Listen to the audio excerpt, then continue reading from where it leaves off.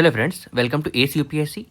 अभी हम आपके सामने ये लेक्चर वीडियो सीरीज़ लाए हैं जिसमें हम डिस्कस करने वाले हैं जितने भी इंपॉर्टेंट बैंकिंग टर्मिनोलॉजी है ना, जो बेसिकली हमारी इंडियन इकोनॉमी से रिलेटेड है, उसको हम लोग डिस्कस करने वाले हैं। ये जितने भी इंडियन इकोनॉमी से रिलेटेड टर्मिनोलॉजी हैं, ये हम बेसिकली लूसेंट के बुक से जो इकोनॉमी वाला सेक्शन है ना, उससे कवर कर रहे हैं। ठीक है, देखो बेसिकली हम लोगों ने इकोनॉमी का पूरा लेक्चर जो रिकॉर्ड कर लिया है वो हमारे चैनल में है, अभी अपलोडेड है।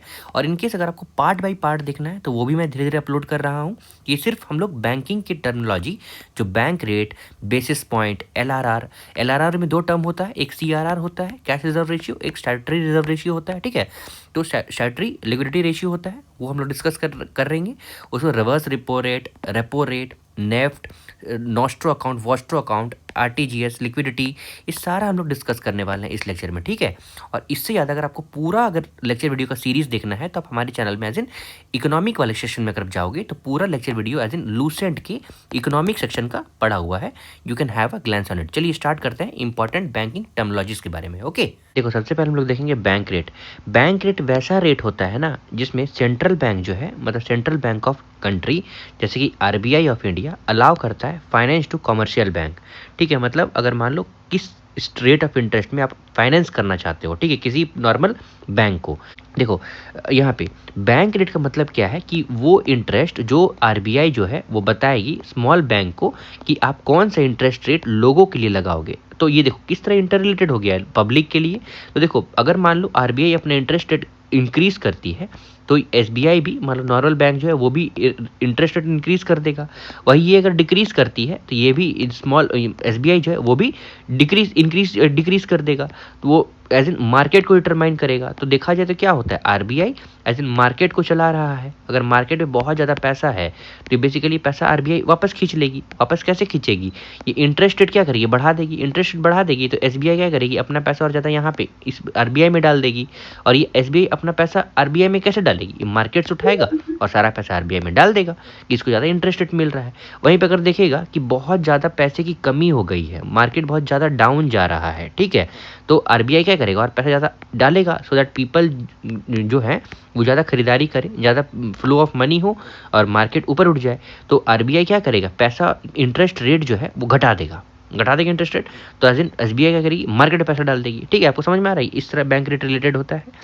बेस पॉइंट जो है ना वो basically increase in interest rate जो है वो परसेंटेज के टर्म्स में होता है। जैसे देखो अगर इंटरेस्ट रेट जो है इंक्रीज होता है 50 बेसिस पॉइंट, ठीक है, 50 बेसिस पॉइंट इसको हम लोग बोलते हैं बीएसपी। तो इसका मतलब ये है कि इंक्रीज कितना हो रहा है, 0.50% इंक्रीज हो रहा है। कितना हो रहा है, 0.50% इंक्रीज हो रहा है। On the percentage point basically देखोगे तो basically broken down into 100 basis point. Therefore increase जो है basically from 2 to 3% is an increase of 1 percentage point और 100 basis points। उसके बाद एलआरआर जो है ना वो दो तरह का होता है, एक होता है सीआरआर, एक होता है एसएलआर। तो ये लीगल रिजर्व रेशियो जो है वो इंक्लूड करता है सीआरआर और एसएलआर। सीआरआर जो है बेसिकली कैश रिजर्व रेशियो है। तो कैश रिजर्व रेशियो वैसा अमाउंट फंड है, मतलब अमाउंट है, फंड है जो बेसिकली बैंक जो है वो रखता है आरबीआई में। ठीक है, वो एज इन कहीं भी अगर आप मान लो एक नॉर्मल फ्लैट भी लेने जाते हो तो अब क्या करते हो, उस फ्लैट के मकान मालिक के पास क्या करते हो, एज इन डिपॉजिट डालते हो। ठीक है, उस डिपॉजिट को उसी तरह सीआरआर आप मान सकते हो। बैंक जो है ना वो अपना डिपॉजिट जो है वो एज इन किसको देती है, आरबीआई को देती है। अगर आरबीआई इंक्रीज करता है सीआरआर अगर आरबीआई इंक्रीज कर दिया तो अमाउंट जो अवेलेबल है बैंक में वो कम हो जाता है। अगर वो अमाउंट कम हो जाता है तो आरबीआई जो है बेसिकली यूज कर रहा है अपना मेथड इंक्रीजिंग द सीआरआर। अगर वो सीआरआर इंक्रीज कर रहा है तो बैंक के पास कम पैसा हो गया, तो बैंक जो है कम पैसा लगा पाएगी मार्केट में। ठीक है, आपको समझ में आ रहा है कैसे कैसे इंटर रिलेटेड है, it to drain out the excessive money from the bank. अब देखो एसएलआर देखते हैं।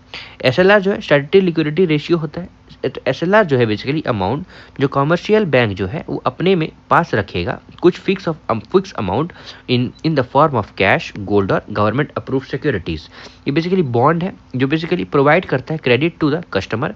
एसएलआर रेट जो है ये बेसिकली डिटरमाइन करता है और मेंटेन करता है by RBI in order to control the expansion of the bank rate percentage. और एसएलआर जो है मतलब बैंक रेट परसेंटेज को, मतलब मार्केट को बेसिकली मेंटेन ऊपर नीचे करने के लिए एसएलआर और सीआरआर को यूज किया जाता है। देखो सीआरआर जो है वो आरबीआई अपने पास रख लेती है, और एसएलआर जो है वो कहती है आरबीआई की बैंक को कि आप अपने में ही रखिए, इस पैसे को आप यूज़ नहीं करिएगा किसी को लोन देने के लिए या फिर किसी को लेंड करने के लिए। आप ये सब यूज़ नहीं कर सकते, आप इतना पैसा इसको दिन अपने पास रखिए। तो एसएलआर रेट जो है बेसिकली डिटरमाइन किया जाता है और मेंटेन किया जाता है आरबीआई के द्वारा in order to control the expansion of the bank credit. ठीक है, expansion of the bank credit मतलब बैंक किसको कितना पैसा देगी और मार्केट को कैसे डिटरमाइन करेगा। मार्केट में अगर ज़्यादा पैसा है तो पैसे को हम वापस खींच लेंगे, तो एसएलआर जो है क्या हो जाएगा, बढ़ाया जाएगा कि आप एसएलआर में आप 18% नहीं 20% रखिए। तो ऐसे क्या होगा, बैंक क्या करेगी, मार्केट से पैसा खींच लेगी और अपना 18% को 20% कर लेगी। तो मार्केट में क्या हो गया, बहुत ज़्यादा पैसा था, बहुत ज़्यादा पैसा के कारण बहुत इन्फ्लेशन था, तो इन्फ्लेशन डाउन हो गया। समझ में आ रहा ना आपको। इन्फ्लेशन जो है ना बहुत मतलब टेक्निकल टर्म है, आपको अच्छे से पता होना चाहिए। ठीक है, मैं एज एन मान के चल रहा हूँ आपको इन्फ्लेशन पता है, महंगाई दर पता है कैसे कैसे होता है। जैसे देखो थोड़ा सा ध्यान रखो कि अगर मार्केट में बहुत ज़्यादा पैसा है, बहुत पैसा है, तो जो मान लो पहले 1 kg अगर मान लो चीनी ले रहा था तो मान लो उसका दाम 50 रुपये किलो था, तो मान लो बहुत पैसा है लोगों के पास, वही उसका दाम 60 रुपये किलो हो जाएगा। ठीक है, महंगाई दर बढ़ जाएगी। अब इसी को कम करेगा तो लोगों के पास और पैसा आ जाएगा, तो इसको 70 में ले लेगा कि ठीक है हमको दे दो, हम 70 में दे रहे हैं। तो इसको क्या हुई, इन्फ्लेशन, महंगाई दर बहुत ज़्यादा बढ़ रही है, तो इसको कम करने के लिए लोगों को उतना पैसा दो ही मत, एसआरआर बढ़ा दो, एसएलआर बढ़ा दो। एसएलआर बढ़ा देने के क्या होगा, आरबीआई मतलब नॉर्मल बैंक जो है वो एज इन पहले 18% अपने पास रखती थी, वो अब कितना रखेगी, 20% रखेगी। तो लोगों के पास उतना पैसा गया ही नहीं, तो अब वो क्या करेंगे, ठीक है भाई 60 रुपये में ही मेरे को दे दो, तो ये महंगाई दर कम हो गया। समझ में आया ना, यही एक हो गया। अब मार्केट इंक्रीज करने वाला मैं फिर कहीं आगे अब पढ़ा दूंगा। देखो ये आपको समझ में आया, एक तरफ कि मार्केट में बहुत ज़्यादा पैसा होता है तो महंगाई कैसे बढ़ता है ना, वो मैंने बता दिया। अब देखो रेपो रेट, रेपो रेट जो रेट है जिसमें कमर्शियल बैंक जो है बोरो करता है पैसा आरबीआई से। मैंने स्टार्टिंग में बताया था कि आरबीआई जो है कुछ amount of money small bank को देती है, बदले में एज इन वो क्या लेती है, इंटरेस्ट रेट लेती है। वही इंटरेस्ट रेट जो है उसको हम लोग रेपो रेट बोलते हैं। समझ में आया आपको, मैंने बहुत नॉर्मली बता दिया कि रेपो रेट जो है वैसा रेट है जो बेसिकली कमर्शियल बैंक बोरो करती है रुपी आरबीआई से और पैसा, और उसको एज एन इंटरेस्ट रेट देती है। रिडक्शन इन रेपो रेट जो बेसिकली है वो हेल्प करता है कि मनी जो है वो चीपर हो गया है, cheaper rate. When the repo rate increases borrowing from RBI becomes more expensive, वो एक्सपेंसिव हो जाता है आरबीआई से पैसा लेना। ठीक है, अब देखो रिवर्स रेपो देखते हैं। तो रिवर्स रेपो देखो, मान लो मार्केट में बहुत ज़्यादा पैसा है, अब आरबीआई बोलेगी कि भाई मार्केट में इतना पैसा क्यों है, आप मेरे को सारा पैसा ला के दो। तो कमर्शियल बैंक बोलेगी कि मेरे पास तो जगह नहीं है, तो हम कहाँ से ला के रखेंगे भाई। तो कमर्शियल बैंक क्या करेगी, कमर्शियल बैंक को बोला जाएगा कि ठीक है तुम्हारे पास ज़्यादा पैसा हो गया ना, तो तुम आरबीआई बोलेगा तुम मेरे पास अपना पैसा ला के दो, बदले में मैं तुमको कुछ इंटरेस्ट रेट देता हूँ उसका, भले वो पैसा मेरे पास रहेगा, कुछ इंटरेस्ट रेट मैं तुम्हें दे दूंगा। तो उसी को रिवर्स रेपो रेट बोलते हैं। तो रिवर्स रेपो रेट वैसा इंटरेस्ट रेट होता है जो आरबीआई बोरो करती है मनी कमर्शियल बैंक से, बदले में वो क्या करती है, इंटरेस्ट रेट देती है स्मॉल बैंक को, कमर्शियल बैंक को, and are always happy to lend money to RBI since their money जो है बेसिकली सेफ हैंड में रहता है। तो स्मॉल बैंक क्या करेगी, हाँ ठीक है भाई आप ले लो, हमारा मनी तो सेफ है आपके पास, with a good interest rate. Increase in reverse repo rate का मतलब क्या है, ये कॉज कर सकता है बैंक को transfer more fund to RBI due to their attractive interest rate. Reverse repo rate जो है वो ऑलवेज 1% लेस होता है रेपो रेट का। ठीक है, ये आपको पता गया। नेफ्ट का मतलब देखिए पैसा ट्रांसफर अब कैसे होगा, इतना तो हम लोग समझ गए ब्याज दर। अब देखिए नेफ्ट, तो नेशनल इलेक्ट्रॉनिक फंड ट्रांसफर, ये बेसिकली क्या करता है, इनेबल करता है फंड को ट्रांसफर करने के लिए एक बैंक से अनदर बैंक तक, जो basically but works a bit differently RTGS. तो आरटीजीएस का क्या है, real time gross settlement. Real time gross settlement मतलब रियल टाइम बोल रहा है, मतलब उसी वक्त हो जाएगा, तुरंत रातों रात पैसा ट्रांसफर हो जाएगा। वहीं नेफ्ट जो है नेशनल इलेक्ट्रॉनिक फंड ट्रांसफर, ये थोड़ा सा स्लोअर है, कम है, स्पीड में कम है, ये ट्रांसफर जो है वो डायरेक्ट नहीं होता है। और आरबीआई जो है वो क्या करता है, वो एज एन एक्ट करता है सर्विस प्रोवाइडर, मतलब ये RBI as an service provider act करता है, जो ट्रांसफर करता है मनी को from one account to another. You can transfer any amount through the NEFT even a rupee. National electronic fund transfer NEFT जो है बेसिकली देखोगे तो अपना ऑपरेशन नवंबर 21, 2005 को स्टार्ट किया था, with 1 settlement a day, in which only 8 bank जो है मतलब 8 banks and it which any only 8 bank participated. Subsequently देखोगे तो 216 बैंक जो है पार्टिसिपेट करता है, और सेटलमेंट विथ सेटलमेंट प्रोग्रेशन जो है progressing to half hour batches from 8 AM to 7 PM। NEFT जो है वो हैंडल करता है an average of 10.5 million transactions daily with an average value of around 80,000 crore. Effectively देखोगे तो जुलाई 1 से 2019 से आरबीआई जो है वेव करता है, मतलब हटा देता है processing charge of transaction process in NEFT, मतलब नेफ्ट से अगर आप पैसा ट्रांसफर कर रहे हो तो आपको प्रोसेसिंग चार्ज नहीं लगेगा। फ्रॉम दिसंबर 16 2019 फैसिलिटी जो है बेसिकली एक्टिवेट करता है और बैंक जो है स्टार्ट करता है offering the customer round the clock NEFT services, मतलब तुरंत except for the half an hour break after the midnight in some cases. वहीं पे मतलब तुरंत हो जाता है, मतलब नेफ्ट भी अब जो है वो तुरंत होने लगा है एक्सेप्ट ये half an hour after the midnight in some cases. RTGS real time gross settlement, ये बेसिकली फंड ट्रांसफर सिस्टम है जहाँ पे ट्रांसफर जो मनी को किया जाएगा और security task place from one bank to another on a real time, तुरंत on a gross basis. Settlement देखोगे रियल टाइम में रहेगा, मतलब पेमेंट ट्रांजेक्शन जो है वो subjected to any waiting period नहीं रहेगा, मतलब कोई भी वेटिंग पीरियड नहीं है पैसा ट्रांसफर करने के लिए। ट्रांजैक्शन जो है वो सेटल किया जाएगा as soon as they are processed. Minimum और मैक्सिमम लिमिट जो है वो आरटीजीएस का तो 2 लाख और नो अपर लिमिट, मतलब 2 लाख से स्टार्ट होता है, ऊपर आप कितना भी कर सकते हो। उसके बाद लिक्विडिटी, तो लिक्विडिटी एडजस्टमेंट फैसिलिटी एलएएफ जो है वो क्या है, मॉनेटरी पॉलिसी टूल है। मॉनेटरी पॉलिसी टूल का मतलब को समझ में आ रहा है कि वैसा टूल, मान लो monetary policy tools are the tools in which bank जो है वो यूज करता है किसके लिए, बेसिकली फॉर मेंटेनेंस ऑफ इसके बैंकिंग सेक्टर के लिए, ठीक है, मतलब इकोनॉमी को हैंडल करने के लिए monetary policy tool bank basically use करता है। जैसे कि मॉनेटरी पॉलिसी टूल में ये एमएसएफ भी आता है, ठीक है। ये क्या है, रेट है जहाँ पे बैंक जो है बोरो करता है फंड्स ओवरनाइट, एक रात के लिए, from reserve bank of India assistant approved government security. MSF जो है वो हमेशा 1% ज़्यादा रहता है रेपो रेट्स के साथ। मतलब जैसे मान लो बैंक जो है वो पैसा तो ले लिया आरबीआई से, अभी तो वो ठीक है रेपो रेट में हिसाब से, अब मान लो तुरंत बहुत ज़्यादा पैसा चाहिए तो बेसिकली बैंक फिर से ले लेगा आरबीआई से, लेकिन वो जो इंटरेस्ट रेट जो होगा ना वो उसको ज़्यादा देना पड़ेगा, ठीक है। अब देखो नॉस्ट्रो अकाउंट, नॉस्ट्रो अकाउंट वैसा अकाउंट होता है जो मेंटेन किया जाता है इंडियन बैंक में इन फॉरेन कंट्री, तो मेंटेन किया जाता है इंडियन बैंक के द्वारा फॉरेन कंट्री में।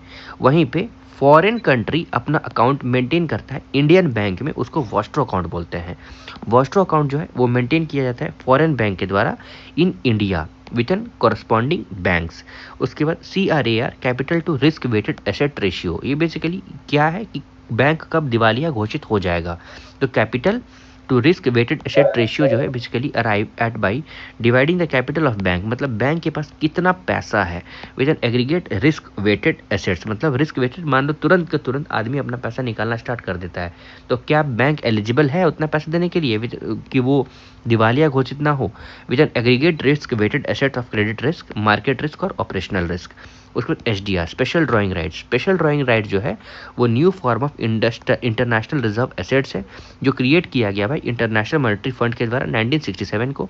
Value of special drawing right जो है वो कहाँ पे बेस्ड है, portfolio of widely used countries, साथ ही साथ they are maintained as an accounting entries and not as a hard currency और फिजिकल एसेट्स लाइक गोल्ड।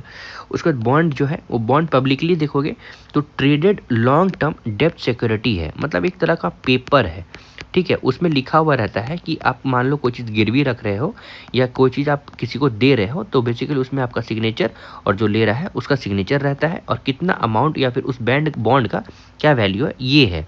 तो basically public traded loan terms depth security है जो इशूड किया जाता है कॉर्पोरेशन या फिर गवर्नमेंट के द्वारा, जहाँ पे इशूअर जो है मतलब जो बॉन्ड को इशू कर रहा है एग्री करता है कि हम पे करेंगे कुछ fixed amount of interest over specific period of time and to repay a fixed amount of principal maturity, ठीक है। मतलब इंटरेस्ट देगा उसके बाद कुछ टाइम के बाद एज इन वो पैसा वापस उसको कर देगा।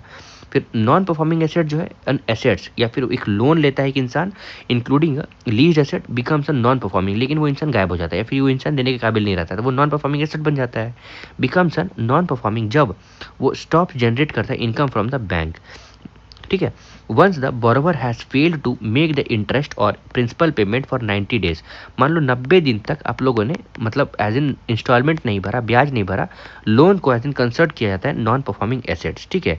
फिर करेंसी एंड कॉइनेज, तो security printing and minting corporation of India SPMCIL, ये ओनली PSU है under department of economic affairs. Basically form किया गया था आफ्टर कोऑपरेशंस ऑफ 9 यूनिट्स, जैसे कि 4 mint, 4 press and 1 paper mill, जो बेसिकली क्या करेगा where earlier functioning under the ministry.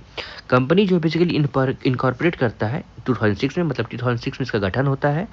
And on under the companies act 1956 ये बेसिकली क्या करता है, एंगेज्ड है in manufacturing of security paper, minting of coins, printing of currencies, bank notes, non judicial stamp papers, postage stamp, travel documents etcetera. Company क्या करता है, supply करता है currency, bank notes and coin to RBI, non judicial stamps papers to various postal departments, passports, visa stickers and other travel documents और documents of Ministry of External Affairs। other product include करता है commemorative coins, MICRs and non MICR checks etc। SPM CIL जो है basically setup किया गया था 50-50 joint venture in 2010 with a Bharat reserve bank note Mudra private limited, मतलब BRBN MPL ये name है, bank note paper mill India private limited. Green field project है, मतलब ऐसा प्रोजेक्ट जो नींव से बनाया गया हो, ठीक है, कोई पहले कुछ और था उसके बाद इसको इसमें तब्दील कर दिया गया, वैसा कुछ नहीं है, ठीक है। ये ग्रीन फील्ड प्रोजेक्ट है, bank note paper mill with in capacity of कितना 12,000 मेट्रिक टन पेपर। साथ ही साथ paper per annum 2 states of art technology paper lines of 60,000 million ton capacity per annum. देखो ये आपको इतना ध्यान नहीं रखना है, ठीक है। बेसिकली आपको क्या क्या समझ में आया मैं बता दे रहा हूँ, है ना। अब देखो डिमोनेटाइजेशन ऑफ बैंक नोट्स। देखो कुछ साल पहले 2016 में हुआ था ना, देखो है ना, इंडिया फ्रॉम 9 नवंबर 2016। देखो गवर्नमेंट ने डिमोनेटाइज कर दिया, मतलब ख़त्म कर दिया 500 और 1000 के नोट। पहले 500 का 1000 का नोट था, उसको एज इन गवर्नमेंट ने बोला कि इसका कोई वैल्यू नहीं है।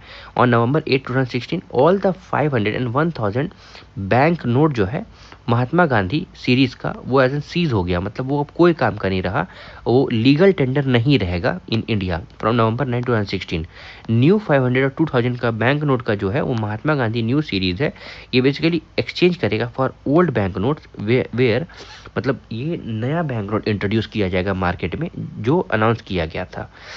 हाउएवर बैंक नोट जो है वो आप देखोगे तो डिनोमिनेशंस ऑफ 100, 50, 20, 10 जो है and 5 of Mahatma Gandhi series remain legal, लेकिन 100 रुपये का नोट, 50 रुपये का नोट, 20 और 10 और 5 का नोट जो है वो लीगल टेंडर है। सिर्फ ये 500 और 1000 के नोट जो है वो इलीगल हो गए थे, ठीक है। The government said that demonetization moves was an effort to stop the counterfeiting of current bank notes allegedly using the funding terrorism as well as the crackdown on the black money in the country, ठीक है। अब देखो taxes system देखते हैं, तो compulsory contribution जो दिया जाता है by citizen on an organization to the government, इसको हम लोग क्या बोलते हैं, टैक्स बोलते हैं, ठीक है। ये क्या है, ये कंपलसरी कंट्रीब्यूशन है लोगों के द्वारा। टैक्स जो है इम्पोज किया जाता है, तो tax imposing and tax collecting जो है बेसिकली 3 लेवल में होता है इन एन इंडिया, जो कि सेंट्रल लेवल में, स्टेट लेवल में और लोकल लेवल में। डिस्ट्रीब्यूशन ऑफ टैक्स जो है बेसिकली सेंटर और स्टेट के बीच में होता है, तो क्लियरली मेंशन किया गया in provision of Indian constitution for rationalization of its time from time to time. Finance commission जो है वो सेटअप किया गया है, कोई रैशनलाइज करे, मतलब अगर उसमें कुछ भी चेंजेस होता है कि distribution of taxes between centre and states, तो उसके लिए फाइनेंस कमीशन सेटअप किया गया है। टैक्स सिस्टम जो है बेसिकली डिवाइड किया गया है 2 पार्ट में, tax by central government that is, और दूसरा है tax by state government. Tax by central government जो है उसके अंतर्गत आता है custom duty, income tax and corporate tax. और टैक्स बाय स्टेट गवर्नमेंट में आता है स्टेट गवर्नमेंट के पास right to collect and all the taxes in the category as spend them. 2 types of taxes देखोगे तो डायरेक्ट टैक्सेस होता है और इनडायरेक्ट टैक्सेस होता है। डायरेक्ट टैक्सेस जो होता है वो लगाया जाता है बाय सेंट्रल गवर्नमेंट और ऑन इनकम और wealth are important direct taxes, ठीक है, मतलब इनकम में और वेल्थ में लगाया जाता है आपका डायरेक्ट टैक्सेस। इंपॉर्टेंट टैक्सेस जो है वो लगाया जाता है on income are corporation tax, income tax, जो कि corporation tax and income tax. Taxes जो है वो लगाया जाता है ना wealth tax, gift tax etcetera, मतलब वैसा टैक्स जो वेल्थ में लगाया जाता है उसको हम लोग वेल्थ टैक्स या फिर गिफ्ट टैक्स बोलते हैं, ठीक है। अब देखो यहाँ पे इनडायरेक्ट टैक्सेस, ये वैसा टैक्स है, ये दिस टाइप ऑफ टैक्सेस जो है वो पेड किया जाता है, नहीं पे किया जाता है, इनडायरेक्ट टैक्स है, not paid by someone to authorize and it is actually passed, मतलब देखो किस पे ऑथराइज्ड है ये वो डिपेंड नहीं करता है। ये एक्चुअली पास किया था on the other in the form of increased cost, मतलब जैसे जैसे पैसा बढ़ते जाएगा इनडायरेक्ट टैक्स बढ़ता जाएगा। ये बेसिकली लेवी किया है तो on goods services products on purchases, ठीक है। मतलब कोई चीज़ अगर आप खरीद रहे हो तो बेसिकली उसमें लगाया जाएगा कुछ टैक्स, जिसका नाम क्या होता है, एक्साइज टैक्सेस होता है, सेल्स टैक्स होता है, वैट होता है, एंटरटेनमेंट टैक्स होता है, एंड इनडायरेक्ट टैक्स होता है, या फिर GST goods and services tax होता है, जो यहाँ पे नहीं लिखा हुआ है। The main form of indirect taxes जो है वो कस्टम है और एक्साइज ड्यूटी है और सेल्स टैक्स है, ठीक है। मेन फॉर्म क्या है इनडायरेक्ट टैक्सेस का, तो कस्टम ड्यूटी है, एक्साइज ड्यूटी है और सेल्स टैक्स है। सेंट्रल गवर्नमेंट जो है बेसिकली एम्पावर करता है कि वो क्या करेंगे, कस्टम ड्यूटी लगाएंगे और एक्साइज ड्यूटी लगाएंगे except on alcoholic and liquor narcotics वाले प्रोडक्ट्स में, शायद जहाँ पे सेल्स टैक्स है। वेयर सेल्स टैक्स जो है बेसिकली एक्सक्लूसिव है, मतलब jurisdictions of state government. Sales tax जो है exclusive jurisdiction of state government, मतलब सेल्स टैक्स सिर्फ स्टेट गवर्नमेंट लगा सकते हैं। हाउएवर यूनियन एक्साइज ड्यूटी जो है for the most significant part of central tax, ये मेजर टैक्स रेवेन्यू सोर्स है किसके लिए, स्टेट के लिए और देयर शेयर्स के लिए इन यूनियन एक्साइज ड्यूटीज और income tax, commercial tax, land revenue tax, stamp duty, registration fee, state excise duty on alcohol and narcotic etcetera, ये सब स्टेट में आता है। Sales tax form the most important component of the commercial tax. Progressive tax क्या होता है, जितना ज़्यादा एज इन वो जैसे देखो टैक्स जो है वो away the tax that takes away a higher proportion of one's income as an income rise is known as progressive tax. India का इनकम टैक्स जो है बेसिकली प्रोग्रेसिव है, मतलब जो लोग मान लो 20 लाख कमाते हैं उनको ज़्यादा टैक्स देना पड़ेगा, जो लोग मान लो 13 लाख कमाते हैं उनको थोड़ा कम देना पड़ेगा। तो प्रोग्रेसिव है, जैसे जैसे if you are earning more and more money you have to give more taxes, ठीक है। उसके बाद देखो आर चिल्हैया कमेटी, ये बेसिकली कॉन्स्टिट्यूट किया गया था अगस्त 1991 में, है ना, किसके लिए, सजेस्ट करने के लिए रिफॉर्म्स इन टैक्स स्ट्रक्चर में। उसके बाद यहाँ पे देखो ओवर हियर कि केएल रेखी कमेटी, ये बेसिकली कॉन्स्टिट्यूट किया गया था 1992 को, किसके लिए, सजेस्ट करने के लिए uniform regulations for indirect taxes, custom duty and excise duty के लिए, ठीक है। टाइप्स ऑफ टैक्सेस तो हम लोगों ने पढ़ लिया है, फिर भी देख लो। डायरेक्ट टैक्सेस में आता है इनकम टैक्सेस, प्रॉपर्टी टैक्सेस और गिफ्ट टैक्सेस। इनडायरेक्ट टैक्सेस में आता है sales tax, excise duty, custom duty etcetera, और टैक्स जो इम्पोज किया जाता है सेंट्रल गवर्नमेंट के द्वारा। सेंट्रल गवर्नमेंट के द्वारा कुछ टैक्स इंट्रोड्यूस किया जाता होगा, तो इनकम टैक्स है, कॉर्पोरेट टैक्स है, प्रॉपर्टी टैक्स है, सक्सेशन टैक्स है, वेल्थ टैक्स है, गिफ्ट टैक्स है, कस्टम ड्यूटी है, tax on agriculture wealth etcetera. Tax जो इम्पोज किया जाता है भाई स्टेट गवर्नमेंट के द्वारा भी कुछ टैक्स इम्पोज किया जाता होगा, तो land owner tax, agriculture income tax, agriculture land revenue tax, state excise duties, entertainment tax, stamp duty, road tax, motor vehicle tax etcetera. अब central board of direct taxes देखते हैं, तो central board of direct taxes CBDT जो है वो basically create किया गया central board के द्वारा, मतलब central board of revenue act 1963 के द्वारा central board of direct tax बनाया गया। ये एपेक्स बॉडी है, मतलब इंपॉर्टेंट बॉडी है, सेंट्रल बॉडी है, किसके लिए, जो इंटरेस्ट करता है, जो लगाता है with responsibility of administrating the direct taxes law in India, मतलब बेसिकली वो एडमिनिस्टर करेगा, देख लेख करेगा किस तरह लगाना है किस तरह नहीं लगाना है डायरेक्ट टैक्स को, ये कौन करेगा, सीबीडीटी करेगा। रेवेन्यू कलेक्शन देखते हैं यहाँ पे, सीबीडीटी जो है cadre controlling authority of the officers of Indian revenue services है, मतलब अगर आईआरएस पे आपका हो जाता है तो बेसिकली आप एज इन ये सीबीडीटी का पार्ट भी बन सकते हो, and controlling authority for the officials of the income tax department. Revenue collection देखते हैं, तो during financial year 2020-24 the net collection of direct taxes जो है वो कितना था, 19,60,166 करोड़, ये प्रोविजनल देखोगे।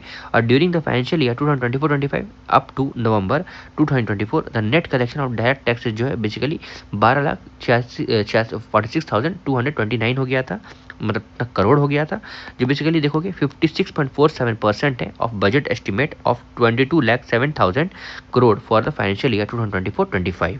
इंपॉर्टेंट टैक्स देखोगे जो इम्पोज किया गया है इंडिया में, तो tax on income and wealth में सेंट्रल गवर्नमेंट क्या करते हैं, इम्पोज करते हैं डिफरेंट टाइप्स ऑफ टैक्सेस। अगर कोई व्यक्ति कमा रहा है, पैसा कमा रहा है, वेल्थ विया मतलब वाइज देखो कौन सा टैक्स है, तो इनकम टैक्स है, कॉर्पोरेट टैक्स है, वेल्थ टैक्स है, गिफ्ट टैक्स है, ठीक है। उसके बाद आगे देखो यहाँ पे out of them income tax और कॉर्पोरेट टैक्स जो है वो मोर इंपॉर्टेंट है from the revenue point of view. तो कौन सा इंपॉर्टेंट है, इनकम टैक्स और corporate tax. Personal income tax जो है बेसिकली जनरली इम्पोज किया जाता है एक इंडिविजुअल के कंबाइंड हिंदू फैमिली और total income of a people of any other communities. ठीक है, मतलब कितना पैसा कमा रहे हो वैसे पर्सनल टैक्स के हिसाब से आपका पैसा इनकम टैक्स जो है लगाया जाएगा। In additional to tax separate surcharge and also impose on sometimes, separate surcharge भी एज इन आप पे इम्पोज किया ही जाएगा। एग्रीकल्चर इनकम जो है बेसिकली इन इंडिया में फ्री है from income tax. Corporate tax वैसा टैक्स है जो इम्पोज किया जाता है रजिस्टर्ड कंपनी और कॉर्पोरेशन के द्वारा, मतलब कंपनी में। ठीक है, रेट जो है कॉर्पोरेट टैक्स का on all the company equal होता है। However various types of rebate और एक्सेम्पशंस जो है बेसिकली प्रोवाइड किया जाता है। अब देखो कस्टम ड्यूटी, मान लो कुछ आप इंपोर्ट कर रहे हो या कुछ एक्सपोर्ट कर रहे हो तो एक्स्ट्रा चार्जेस पे करनी होंगी, उसको कस्टम ड्यूटी बोलते हैं। तो as per the constitution provision, constitution में जो लिखा हुआ है, सेंट्रल गवर्नमेंट जो है इम्पोज करता है इम्पोर्ट ड्यूटी। मतलब अगर बाहर से कुछ आप लाते हो, जैसे मान लो मेरे पास एक कॉपी है जिसका दाम मान लो 50 रुपीज़ है, वही वाला कॉपी मान लो एज इन अमेरिका में बन रहा होगा जिसका इंडिया में कॉस्ट उसका 40 रुपीज़ बन रहा होगा। इसका मतलब क्या हुआ, हमारे देश का मैन्युफैक्चरिंग सेक्टर ही तो डाउन हो गया और अमेरिका वाला 40 रुपये में ही तो ज़्यादा पड़ जाएगा। तो गवर्नमेंट उस वक्त क्या करती है, एज इन वो इम्पोर्ट ड्यूटी लगाती है कि अब अगर बाहर से कुछ लाते हो ना तो आपको एक्स्ट्रा 15 रुपीज़ देना पड़ेगा। तो कॉपी का इफेक्टिव रेट कितना हो गया, 40 + 15 55 हो गया, है ना। अब वहीं पे आप यहाँ पे इंडिया वाला कॉपी ले रहे थे तो कितना पड़ा था, 50 रुपये ले रहे थे। तो देखो वही हो गया ना, हमारा इंडियन मार्केट का ग्रोथ एंड डेवलपमेंट देखा गया, तो इसीलिए इंपोर्ट ड्यूटी लगाया जाता है। जनरली इंपोर्ट ड्यूटी जो है basically ad valorem in India रहता है। इट मीन्स इंपोर्ट ड्यूटी जो है बेसिकली इम्पोज किया जाता है on the taxable items on percentage basis. वहीं पे एक्सपोर्ट ड्यूटी जो है बेसिकली मोर इंपॉर्टेंट देखोगे तो compare to import duty in terms of revenue and regulations of the foreign trades. ठीक है, अब देखो एक्साइज ड्यूटी, एक्साइज ड्यूटी जो है बेसिकली कमोडिटी टैक्स है एंड बेसिकली इम्पोज किया जाता है on the production of an items. साथ ही साथ it has no relevance with an sale. ये basically largest source of revenue है सेंट्रल गवर्नमेंट का। Excise liquor, except liquor, opium and other drug जो है basically production of all the other items ये taxable है under central excise duties. On July 15, 2015 Indian रुपी जो है उसका सिंबल क्या मिलता है, इस तरह का। ठीक है, July 15, 2010 just like the other leading currency of the world, same as dollar, Europe, pound, sterling, yen. The new symbol जो है बेसिकली एमलगेमेट करता है देवनागरी RA और रोमन R को with the stem. On March 5, 2019 government जो है announce करते हैं context to create a symbol for rupee. Symbol, new symbol जो है बेसिकली डेजिग्नेट किया गया D उदया कुमार के द्वारा, एक पोस्ट ग्रेजुएट है IIT बॉम्बे से। वो फाइनली सेलेक्ट करते हैं फाइनली वो सिलेक्ट होता है यूनियन गवर्नमेंट के द्वारा ऑन जुलाई 15, 2010। अब देखो 1 कॉइन 1 रुपी नोट जो है वो बिलोंग करता है legal tender money category. M1 जो है इसको हम लोग नैरो मनी बोलते हैं, M3 जो है इसको हम लोग ब्रॉड मनी बोलते हैं। गुड्स एंड सर्विस टैक्सेस के बारे में देखेंगे तो लीगल लेजिस्लेटिव डिवाइस में the proposal to introduce a national level goods and service taxes जो है पहली बार 2006 और 7 में लाया गया था। Goods and service tax council जो है वो कंस्टिट्यूट किया गया 2016 में। GST काउंसिल जो है basically deliberating on important GST issues, जैसे कि सेंट्रल GST क्या होना चाहिए, बिल सेंट्रल GST बिल 2017 के अंतर्गत, the integrated GST bill 2017, the GST compensation to state bill 2017। ये सब प्रॉब्लम है। GST देखो, GST goods and service taxes जिसमें कॉन्स्टिट्यूशनल अमेंडमेंट बिल जो है वो रिसीव किया गया, जिसमें assent to the president on the September 8, 2016 जो है वो 101st कॉन्स्टिट्यूशनल अमेंडमेंट एक्ट है। ठीक है, वहीं पे आर्टिकल 279A जो है ऑफ इंडियन कॉन्स्टिट्यूशन तो amended the constitution of GST Council and was constituted on September 12, 2016. A 3-day levy of central GST, state GST और integrated GST प्रपोज किया गया है। उसके बाद IGST जो है वो एक वैसा मैकेनिज्म है जो बेसिकली डेजिग्नेट किया था कि इंश्योर करना आपको seamless flows of input taxes credit and one state of another. और द GST जो बेसिकली लॉन्च किया गया था at a stroke of midnight on July 1, 2017। GST का इम्प्लीमेंटेशन देखोगे ना तो GST जो इम्प्लीमेंट किया गया था कंट्री में जुलाई 2017 को, ये सब्स्यूम करता था, मतलब जितने भी और एक्स्ट्रा टैक्सेस जो है ना वो उसको अपने अंतर्गत ले लेता था of the various central indirect taxes और जो लेवीज किया गया on a central excise duty, additional excise duty और एक्साइज ड्यूटी जो basically levied under the medical and toilet preparations excise duty. उसके बाद act 1955 service taxes additional customer duty communicable common known as a countervailing duty. ठीक है, special additional duty है of the customs और central surcharge और cess so as far the related to supply of the goods and services. आपको समझ में आई क्या बोल रहा है? देखो जीएसटी है, गुड्स एंड सर्विसेज टैक्सेस है, उसके बाद एक है क्या, उसके बाद ये सेंट्रल सरचार्ज है, उससे पहले क्या हम लोग पढ़ लिए, कस्टम ड्यूटी है। मान लो कोई कुछ ला रहा है, उसका दाम बहुत कम है, या फिर कोई कुछ ला रहा है जो चार्जेबल है इंडिया में, उसको हम लोग कस्टम ड्यूटी एज इन पे करेंगे, उसके बाद ही इंडिया में ला सकते हैं। उसके बाद levy of integrated goods and service taxes on inter state transaction of the goods and services. मतलब देखो, मान लो कोई चीज़ साइकिल जो है वो जैसे गुजरात में बन रही है, उसको हम लोग यूपी में बेचना है, तो अब वो टैक्स कौन लेगा? तो देखो टैक्स यूपी लेगा, डेस्टिनेशन बेस्ड टैक्स, उसी को हम लोग जीएसटी बोल रहे हैं, ठीक है। तो यहाँ पे बोल रहा है in the country in July 2017 subsume करता है, मतलब वेरियस सेंट्रल इनडायरेक्ट टैक्सेस और लेवीज जो है, जैसे कि सेंट्रल एक्साइज ड्यूटी हो गया, मतलब कौन से टैक्सेस को अपने अंतर्गत ले रहा है जीएसटी। सेंट्रल एक्साइज ड्यूटी हो गया, एडिशनल एक्साइज ड्यूटी हो गया, एक्सटर्नल ड्यूटी जो लेवी किया गया अंदर द मेडिकल और toilet preparations act 1955, severe tax, additional custom duties, service tax, additional custom duties commonly known as countervailing duties, special authority duty of the customs और central surcharge and cess जो है वो basically relate करते हैं goods and services में, supply of goods and services में। अब levy of integrated goods and services on inter state transactions में देखते हैं, कवरेज देखोगे तो all the goods and services except the alcoholic liquor for human, ठीक है, alcoholic liquor for human consumption, ये किस में लगेगा, ये for the levy of goods and service taxes, ये उसमें नहीं लगेगा, जीएसटी में नहीं लगेगा, ठीक है। In the case of petroleum and petroleum product, it has been provided that these goods shall be subject to levy till a date notified by the recommendation of GST Council। और ये फिलहाल state इसको उठा लेता है, ठीक है।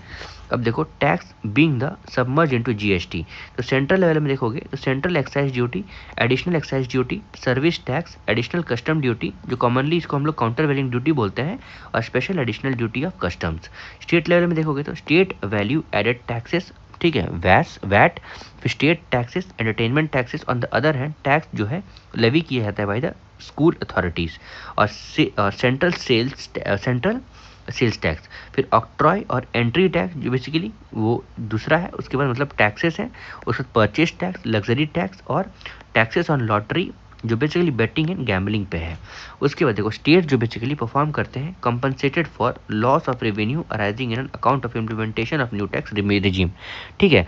तो स्टेट गवर्नमेंट क्या कर रहे हैं कि वो ऐसे कंपनसेट करेंगे जो भी लॉस हो रहा है according to implementation of new taxes regime. GST जो है basically replaced the complex indirect tax structure with a simple, transparent and technology driven tax regime, and thus integrated India won the single common market, ठीक है।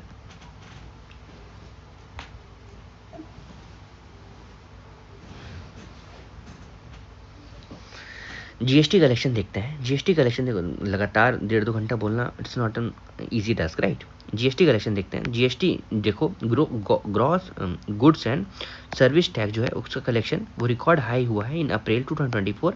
कितना हुआ है? 2.10 लाख करोड़। ये represent करता है significant 12.4% year on year growth और driven by a strong increase in domestic transactions and imports. After accounting for the refund net GST जो रेवेन्यू जनरेट किया जाएगा for April 2024 stands at rupees 1.92 lakh crore, जो रिफ्लेक्ट करता है 15.5% growth compare to the same period last year, है ना।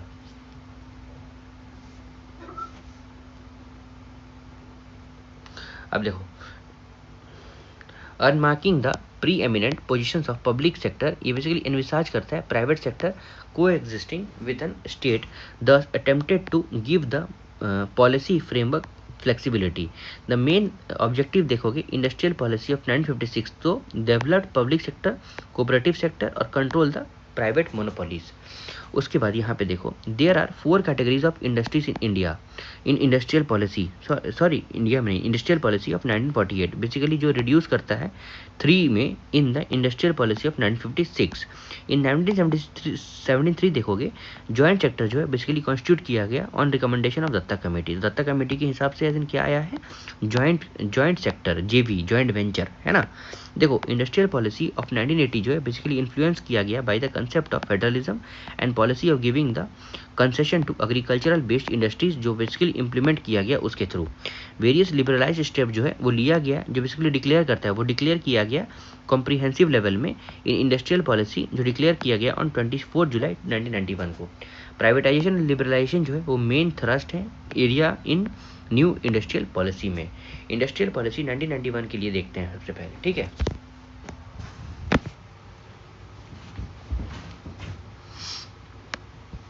Industrial policy 1991 में the new policy जो है वो क्या करता है, डीरेगुलेट करता है India industrial economy in the substantial manner. Major feature देखोगे नेशनल NIP का 1991, तो उसका एज इन मेन फीचर्स देखोगे नेशनल इंडस्ट्रियल पॉलिसी 1991 का, तो ठीक है। देखो एबॉलिशन ऑफ इंडस्ट्रियल लाइसेंसिंग, तो in a major move of, ये बेसिकली क्या है, in a major move to liberalise the economy, ठीक है, इकोनॉमी को लिबरलाइज करने के लिए the new policy, the new industrial policy जो है एबॉलिश करता है all the industrial licensing irrespective of level of investment. जैसे देखो जैसे ही न्यू नेशनल इंडस्ट्रियल पॉलिसी आता है ना, तो ये बेसिकली कब आ रहा है, 1991 में नरसिम्हा गवर्नमेंट के द्वारा, है ना, नरसिम्हा गवर्नमेंट के द्वारा जब ये बेसिकली क्या बोलते हैं उसको, लिबरलाइजेशन, ग्लोबलाइजेशन एंड प्राइवेटाइजेशन खत्म, मतलब basically opening of the market चल रहा है। तो देखो यहाँ पे लिबरलाइज इकोनॉमी हुआ, द न्यू इंडस्ट्रियल पॉलिसी जो है वो किसको अबॉलिश कर रहा है, इंडस्ट्रियल लाइसेंसिंग को, इंडस्ट्रियल लाइसेंसिंग को वो अबॉलिश कर दे रहा है। मतलब इतना पैसा कहाँ जाएगा कहाँ नहीं जाएगा वो बेसिकली मार्केट डिटरमाइन करेगा आप, उसको irrespective of level of investment, तो कितना कौन इन्वेस्ट किया है। उसके बाद accept for the certain industries जो कि रिलेट करता है सिक्योरिटी और स्ट्रेटेजिक कंसर्न के लिए, सोशल रीजन्स, उसके बाद concern related to safety and overriding environmental issues, manufacture of products of hazardous nature or articles of elitist consumptions। उसको एंट्री ऑफ फॉरेन इन्वेस्टमेंट देखते हैं और technology made easier for the promotion of export of Indian product in the world market. Government क्या करेगा, वो encourage करेगा foreign trading companies को कि वो असिस्ट करे इंडियन एक्सपोर्टर को इन एक्सपोर्ट एक्टिविटीज़। फिर अप्रूवल जो है बेसिकली दिया जाएगा foreign direct foreign investment up to 51% foreign equity in high priority industries. Public sector role देखो वो क्या रहेगा, वो डाइल्यूट किया गया है, पब्लिक सेक्टर अपने से वो सारा काम नहीं कर सकता है। तो न्यू इंडस्ट्रियल पॉलिसी जो है basically has remove all of this, the number of industries reserve for public sector since 1956 वो वॉज 17। उसके बाद इंडस्ट्रीज, मतलब देखो remove all these industries from reserve list, ठीक है। न्यू इंडस्ट्रियल पॉलिसी जो है वो इंडस्ट्रीज को रिजर्व लिस्ट से हटा देती है और इंडस्ट्री जो है basically continue to be as an reserve for a public sector and are is an area जहाँ पे scrutiny and strategic concern predominant हो, ठीक है।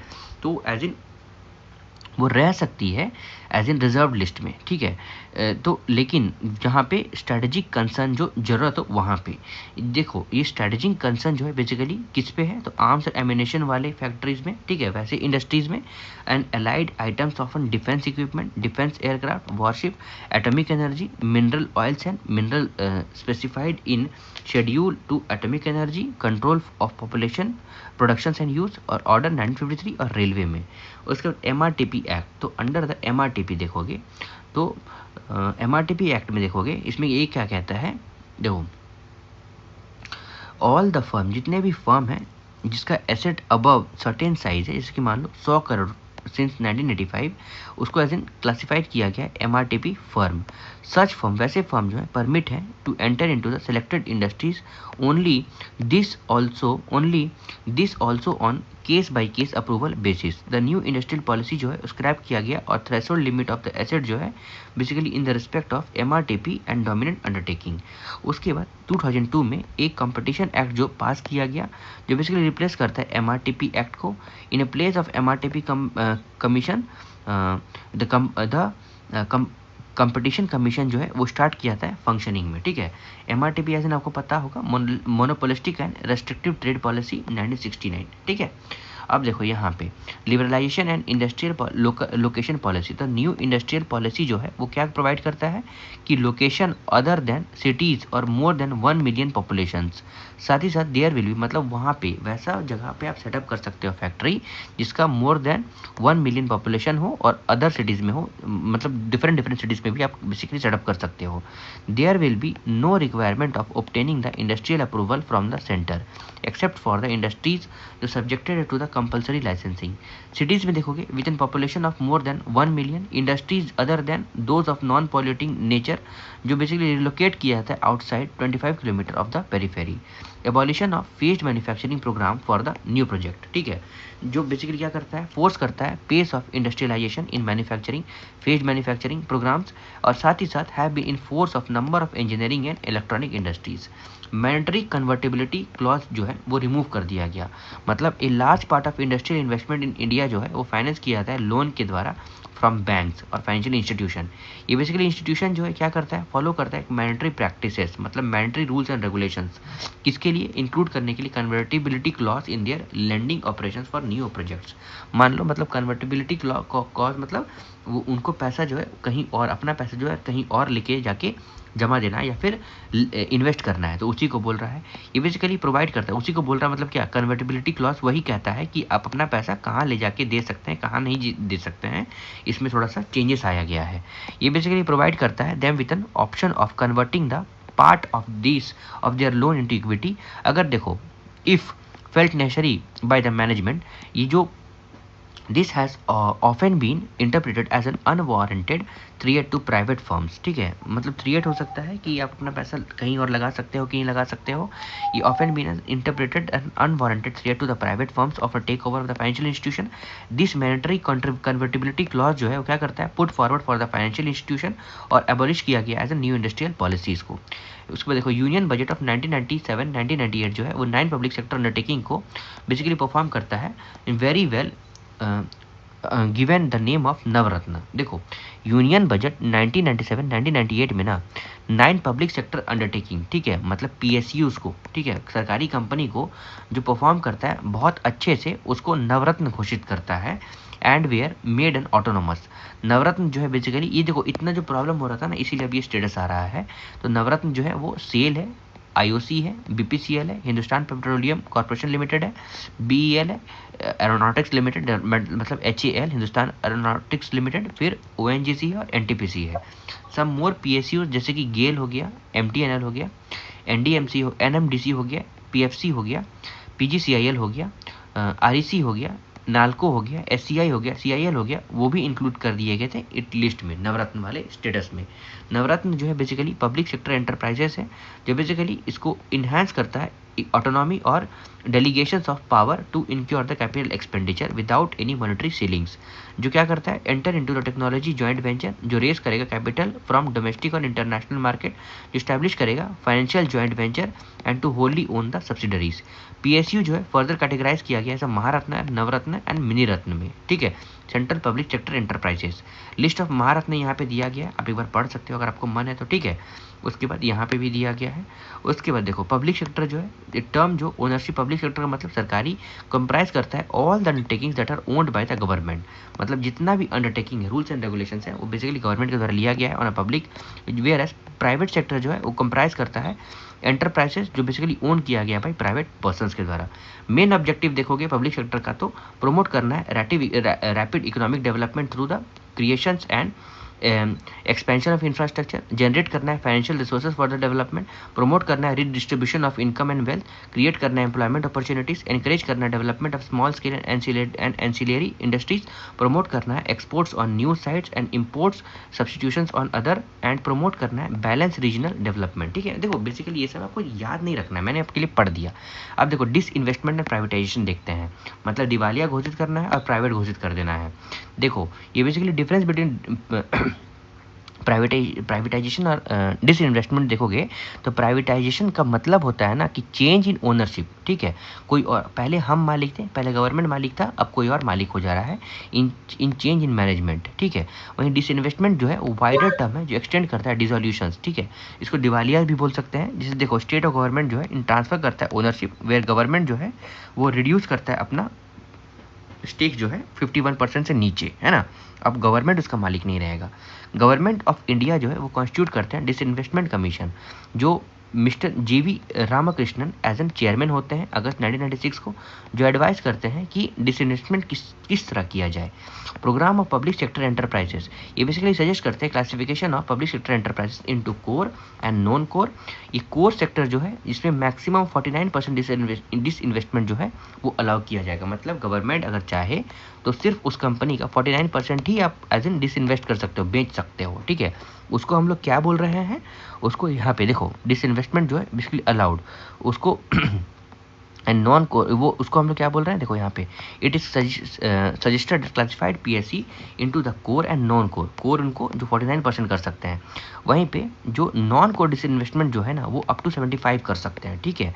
और पब्लिक सेक्टर एंटरप्राइजेस शेयर जो है basically given to the small investor and employ, जो ensure करेंगे wide dispersal of shares, thus introduce करेंगे मास ओनरशिप और वर्क करेंगे शेयर होल्डिंग्स। और it's also suggested the greater autonomy on public sector investments, ठीक है। यहाँ पे एज पॉलिसी भी दिया गया है।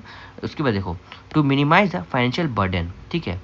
सरकार अपना बर्डन घटाने के लिए public sector enterprises of the government जो है बेसिकली वॉलंटरी क्या करता है, रिटायरमेंट स्कीम लाता है, वीआरएस फॉर द एम्प्लॉय, जो क्या करेगा फुल कंपनसेशन देगा एम्प्लॉय को। इसको हम लोग गोल्डन हैंड शेक स्कीम भी बोलते हैं, ठीक है। वीआरएस को गोल्डन हैंड स्कीम भी बोलते हैं। बेसिकली आपको पता होगा वीआरएस वो होता है वॉलंटरी रिटायरमेंट स्कीम, जो आपका मान लो आप 60 ईयर्स में रिटायर कर रहे हो ना, तो 60 ईयर से पहले अगर आप रिटायरमेंट ले रहे हो उसी को हम लोग वीआरएस बोलते हैं। प्राइवेटाइजेशन जो है रेफर करता है जनरल प्रोसेस जिसमें प्राइवेट सेक्टर जो है वो ओनरशिप हो जाता है, वो मालिक हो जाता है ऑपरेशन ऑफ द स्टेट और ओन्ड एंटरप्राइजेस का। Thus it refers to private purchase of an all the part of the company, ठीक है। उसके बाद देखो यहाँ पे स्मॉल स्केल इंडस्ट्री देखते हैं। स्मॉल स्केल और कॉटेज इंडस्ट्री जो है बेसिकली इंपॉर्टेंट रोल प्ले करता है लेबर सरप्लस डेवलपिंग इकोनॉमी में, जैसे कि इंडिया। एम्प्लॉयमेंट जनरेट करता है जिसमें लार्ज स्केल इंडस्ट्री जो है वो क्या करते हैं, कैपिटल इंसेंटिव रहते हैं, और स्मॉल स्केल इंडस्ट्री जो है ऑन द अदर हैंड जो है क्या करते हैं, लेबर इंटेंसिव रहते हैं। वहीं इक्विटेबल डिस्ट्रीब्यूशन देखोगे तो ownership of small scale industries जो है बेसिकली ये वाइडर रहता है, वाइड स्प्रेड रहता है into both individual as well as area में। उसके मोबिलाइजेशन एंड स्मॉल सेविंग्स में देखो एसएसआई वो क्या करता है, can be return with an help of small capital, thus this facility जो है मोबिलाइज करता है स्मॉल सेविंग को। Contribution to gross value added, share of MSME जो है एज एन सेक्टर में देखोगे तो कंट्री का ग्रॉस वैल्यू एडेड अप्रोक्सीमेटली 32% है। इन्वायरमेंट फ्रेंडली भी रहता है, ठीक है। अब देखो अब हम लोग सिक इंडस्ट्रीज देख लेते हैं। सिक इंडस्ट्री वो इंडस्ट्री रहता है जिसका यूनिट और कंपनी जो है basically found as an end और financial year to have an incurred accumulated loss equal, मतलब बहुत ज़्यादा दिवालिया घोषित हो रहा है, बहुत लॉस हो रहा है, to an exceeding its an entire net worth और an end of the financial year. ये बेसिकली एक्यूमुलेटेड लॉस जो है equal to exceeding 50% of its average net worth. उसका नेटवर्थ एक साल में जितना कमा रहा है उससे ज़्यादा, उससे 50% से ज़्यादा अगर वो लॉस हो जा रहा है तो उसको सिक इंडस्ट्रीज बोलते हैं। Loss equal to exceeding the 50% of its net worth in an immediate proceeding 4 financial year और fail to repay the depth of its creator in 3 consecutive quarter on the demand made by writing on such payment test। मतलब समझ में आ रहा है ना, वो basically बहुत ज़्यादा एज इन गरीबी रेखा से नीचे जा रहा है, मतलब जितना वो कमा नहीं रहा उतना उससे ज़्यादा वो एज इन उसमें क्या बोलते हैं व्यस्त है, लोन रिपेमेंट में व्यस्त है, ठीक है।